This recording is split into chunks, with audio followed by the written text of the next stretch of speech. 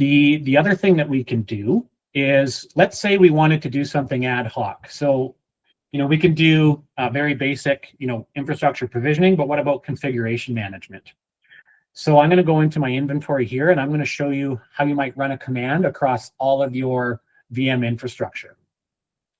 I'm going to pick up my Ansible inventory here. Because I created a new AWS instance, I'm going to resync the inventory.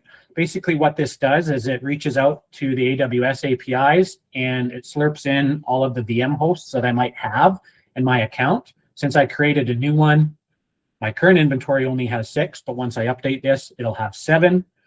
You can see that in the hosts here. This is all the hosts that Ansible is aware of in my AWS environment. And as this resyncs, we should have an additional one here, AWS Rel 8.2, the one that we created.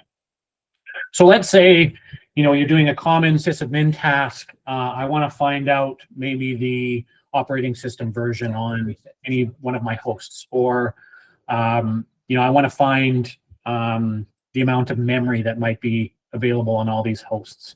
So what I'm going to do here is I'm going to address all of my infrastructure. I'm going to say, using an Ansible module called command, run the Linux command free-h, and I'm going to run it on all my AWS Rel hosts.